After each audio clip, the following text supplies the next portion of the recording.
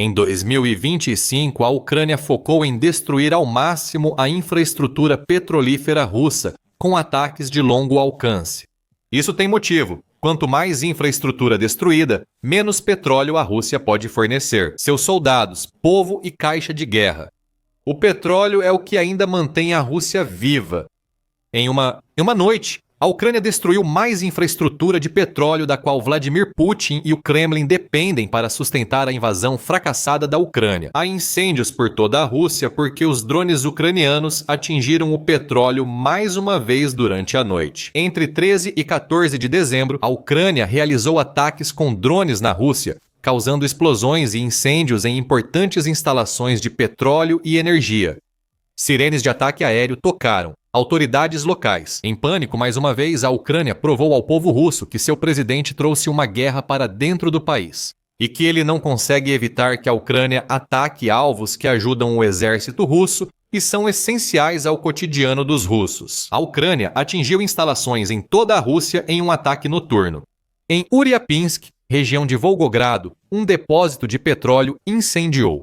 Refinarias russas foram novamente atacadas, com instalações em Krasnodar, Krai e Yaroslavl como alvos recentes da Ucrânia. Drones devastadores.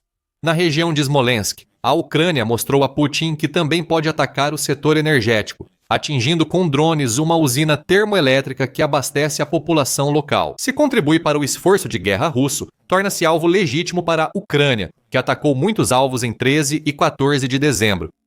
A Sky noticiou ataques da Ucrânia, destacando o ataque ao depósito de petróleo em Uriapinsk. Fontes russas afirmam que drones ucranianos entraram em Volgogrado por volta das 4h45, horário de Kiev, e logo começaram a causar estragos. Explosões ecoaram pela cidade, seguidas por chamas vindas de um depósito de petróleo destruído. A UNN noticiou o ataque como parte dos esforços das Forças Armadas da Ucrânia para enfraquecer a máquina de guerra russa. Ao eliminar estoques de petróleo, o enfraquecimento ocorre de várias formas. De forma mais direta, o petróleo russo pegando fogo é petróleo que não pode ser enviado para as linhas de frente na Ucrânia. Quando a Rússia é privada do combustível de que seu exército precisa, ela lança menos ataques mecanizados, porque seus blindados não conseguem se mover. Isso é ideal para os defensores da Ucrânia, que podem concentrar seus drones e outras armas nos soldados russos, que são forçados a ataques de infantaria. Nesses ataques, eles avançam cegamente a pé, torcendo para não serem flagrados pela Ucrânia. No entanto, em um sentido mais amplo, destruir o petróleo russo também significa que a Rússia perde um produto valioso que não pode mais vender para seus clientes. Isso tem um enorme impacto econômico tanto para o país quanto para as forças armadas. Vamos detalhar o assunto mais adiante no vídeo. O ataque em Uriapinsk foi tão grave que até autoridades russas, que costumam ignorar o sucesso da Ucrânia, tiveram que comentar. A News Sky diz que Andriy Botarov, que é o governador do Oblast de Volgogrado, que inclui Uriapinsk, foi obrigado a confirmar publicamente o ataque da Ucrânia. Apesar de repetir um clichê já exaustivamente ouvido, durante a guerra, os drones ucranianos não haviam feito ataque direto. Botarov disse que o incêndio no depósito de petróleo foi causado por destroços de um drone, segundo o governador regional. Nunca deixa de surpreender o quão preciso parece ser os destroços dos drones ucranianos. Se não soubéssemos mais, pensaríamos que a Ucrânia pôs sistema de posicionamento global nos destroços que a Rússia diz cair em suas refinarias. Claro, sabemos que não é assim. Os destroços não têm relação com o incêndio em Uriapinsk. Os drones ucranianos atingiram diretamente um depósito com 18 tanques que armazenam combustível transferido para Uriapinsk das refinarias de petróleo. Esse combustível atende à cidade, então a Rússia terá que redirecioná-lo de outro lugar para evitar escassez em Uriapinsk.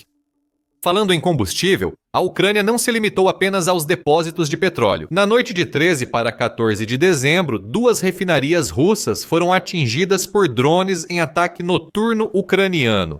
A News Sky informa que a mídia russa noticia ataques a refinarias de petróleo em Krasnodar, Krai e Yaroslavl. Para a Ucrânia, o ataque a este último território pode ser o mais importante. Drones atingiram a refinaria Slavnev-Yanos, considerada uma das maiores da Rússia.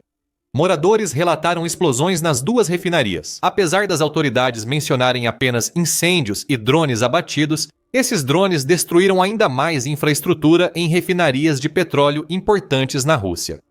Sobre a refinaria em Krasnodar Krai, a Ucrânia atingiu a Fipsk, alvo frequente desde o verão. O Energy News Beats diz que esse ataque mais recente representa o sexto que a Ucrânia realizou desde julho, e que a instalação de Afipsk registrou uma queda na produção entre 20 e 30 como resultado. Esse é exatamente o objetivo dos ataques da Ucrânia às refinarias, pois quanto menos combustível essas refinarias conseguirem produzir, menos gasolina, diesel e combustível de aviação haverá. A Rússia tem menos para enviar a soldados ou vender a outros países. Enquanto a Rússia comentava o sucesso das defesas aéreas em Krasnodar Krai, moradores relataram explosões fortes, janelas quebradas e vibrações intensas, indicando que as explosões potentes não ocorreram no céu. Drones da Ucrânia atingiam alvos, e a refinaria de Afipsk continuou vulnerável aos ataques ucranianos em dezembro, como no verão. Essa afirmação serve para qualquer refinaria de petróleo russa. O Kremlin não consegue evitar que a Ucrânia atinja essas infraestruturas valiosas. No dia 1º de novembro, o Kiev Independent destacou o quão intenso se tornou o ataque da Ucrânia ao petróleo russo. Entre janeiro e outubro, a Ucrânia fez 160 ataques ao refino e à extração de petróleo russos. Segundo o chefe de segurança Vassil Maliuk, pelo menos 20 desses ataques ocorreram em setembro e outubro. Drones ucranianos atacaram 2 terminais de petróleo, 3 depósitos de combustível, 9 estações de bombeamento e 6 refinarias russas.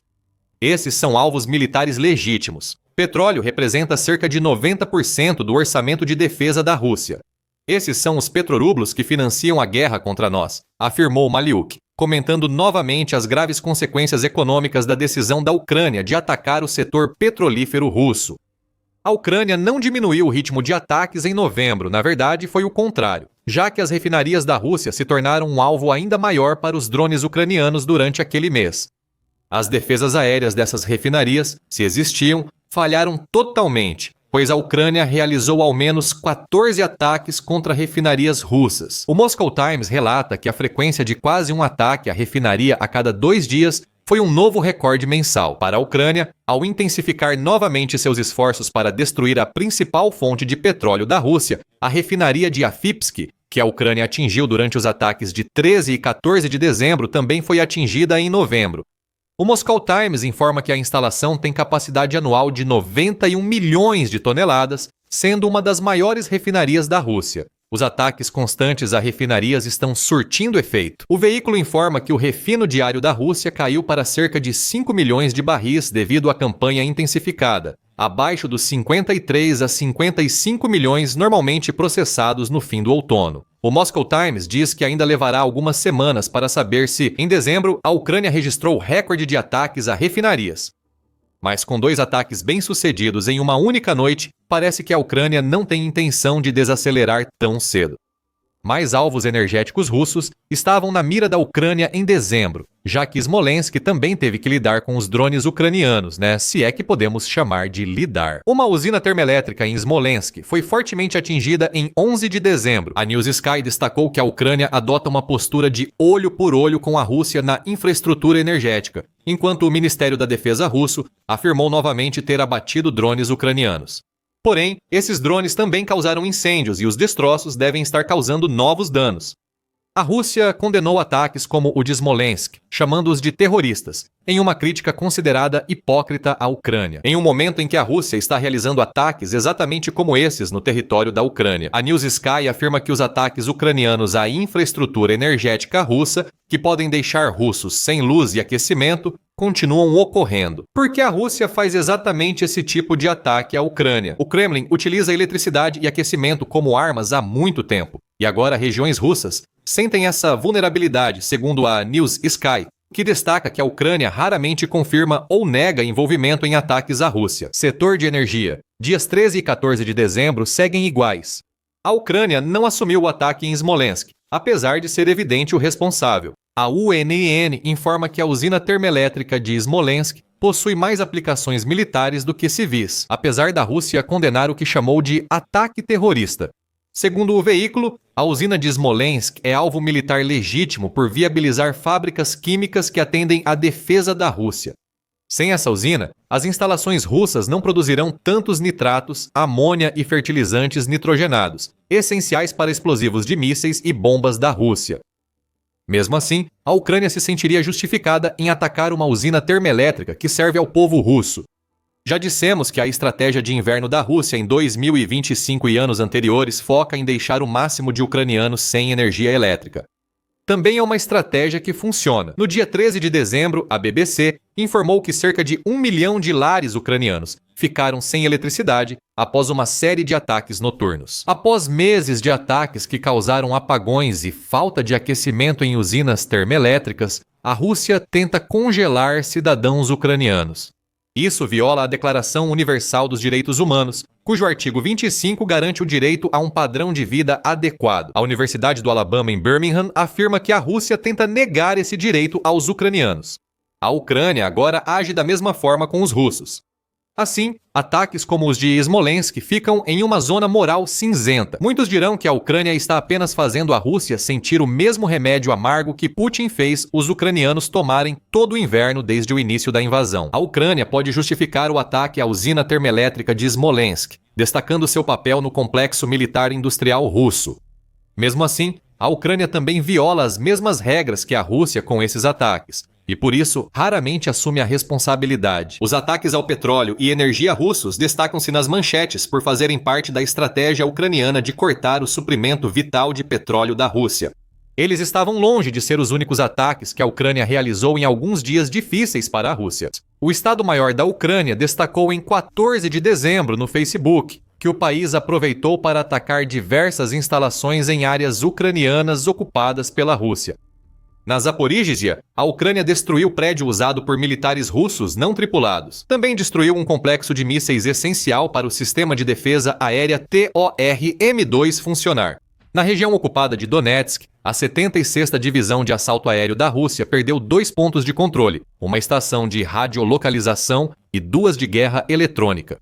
A Crimeia, que tantas vezes foi alvo de drones e mísseis da Ucrânia, também não escapou. No topo da Crimeia ucraniana, nossos soldados atingiram 2 bases PMM, a estação de rádio Kasta 2 IS-2 e a estação 96 L6E, importante para o sistema de defesa aérea, C-300, C-400, informa o Estado-Maior Geral da Ucrânia.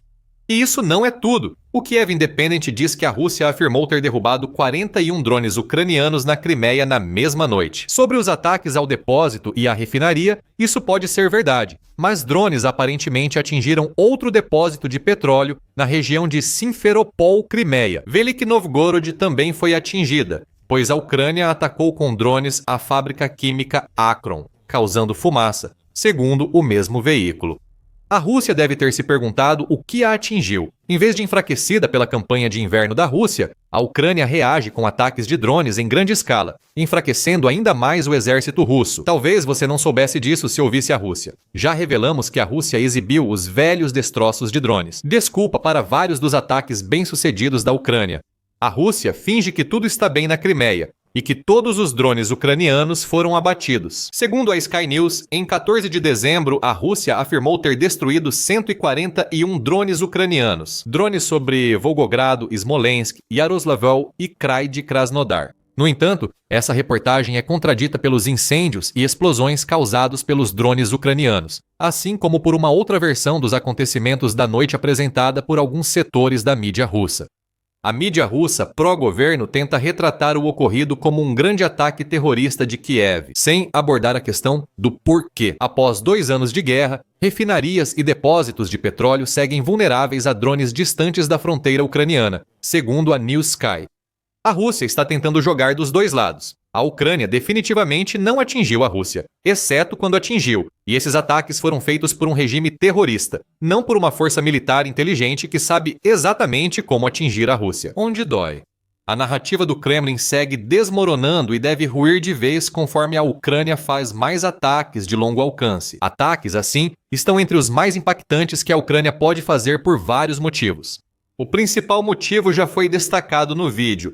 Sempre que a Ucrânia atinge o petróleo ou energia russos, os impactos econômicos e militares se espalham por toda a Rússia. O Instituto de Inteligência e Segurança de Bloomsbury destacou em artigo de 11 de novembro que a Ucrânia já atacou cerca de 55 refinarias de petróleo russas. Desde o início da guerra, esses ataques se tornaram mais intensos e bem-sucedidos. Em 2025, a Ucrânia fez 48 ataques bem-sucedidos a mais em refinarias que em 2024, desmontando cerca de 20% da capacidade de refino da Rússia. O impacto no orçamento russo é claro, já que em 2024, cerca de 30% dele vem de impostos sobre vendas de petróleo e gás. A conta é simples. Aqui, ataques a refinarias ucranianas e menos petróleo refinado abrem grande buraco no saldo bancário coletivo da Rússia. Funcionários da Rádio Europa Livre, Rádio Liberdade, também escreveram um artigo para o oilprice.com em 29 de novembro que trouxe números ainda mais interessantes. O artigo diz que a capacidade de refino da Rússia caiu 10%, não 20%, mas ainda é um número expressivo. O artigo diz que os combustíveis fósseis geram cerca de 100 milhões por ano para a Rússia, valor 20% menor que em 2024. Na Rússia, racionamento e escassez de gasolina viraram rotina. Além disso, há o problema óbvio do combustível pegar fogo. Dinheiro e combustível são necessários para manter a guerra, e a Rússia está sendo lentamente drenada de ambos pela Ucrânia. A Ucrânia se beneficia enquanto a Rússia perde com esse tipo de ataque, ganhando vantagem. Segundo o artigo de 4 de dezembro da Forbes, Vikram Mittal destaca os ataques da Ucrânia ao petróleo russo. Além dos muitos casos em que a Ucrânia destrói equipamentos militares russos, fábricas e outras infraestruturas relacionadas à guerra com seus drones e mísseis. Esses ataques de drones afetarão significativamente as negociações de paz em andamento, escreve Mittal. Ao demonstrar a capacidade de atingir alvos estratégicos no interior da Rússia, a Ucrânia mostra que pode continuar causando danos significativos se a guerra continuar. Os drones ucranianos contradizem a ideia de vitória russa inevitável promovida pelo Kremlin. O que está acontecendo agora, especialmente nessa escala, mostra claramente que a Ucrânia ainda está longe de sair da luta. Inclua o prejuízo econômico já discutido. E a Ucrânia pode argumentar que tudo o que precisa fazer é continuar atingindo a Rússia com seus drones, e o país eventualmente vai sangrar até não aguentar mais. Putin teria que acabar com a invasão por falta de recursos. Nesse cenário, só essa possibilidade já oferece à Ucrânia muito mais poder de barganha na mesa de negociações do que muitos reconhecem. A Ucrânia mostra repetidamente que a retaguarda russa não é mais segura e praticamente não existe. A Ucrânia consegue atingir alvos a centenas de quilômetros dentro da Rússia, e está fazendo isso com regularidade suficiente para demonstrar que as forças armadas russas estão sobrecarregadas. Refinarias de petróleo e similares precisam de defesas aéreas fortes, já que a Ucrânia está claramente decidida a atacá-las. Putin não envia defesas aéreas para essas instalações, pois são necessárias na Ucrânia, deixando a retaguarda, antes considerada segura, exposta. A Rússia pode reforçar defesas aéreas nessas instalações, mas isso enfraqueceria a proteção de suas tropas na Ucrânia. Se a Rússia mantiver suas ações, a Ucrânia atacará refinarias, depósitos e outros alvos na Rússia e áreas ocupadas. Toda escolha favorece a Ucrânia, um problema sem solução para Putin. Se não bastassem os ataques ao petróleo e à energia térmica, a Ucrânia ampliou seus ataques para atingir o gás natural liquefeito russo.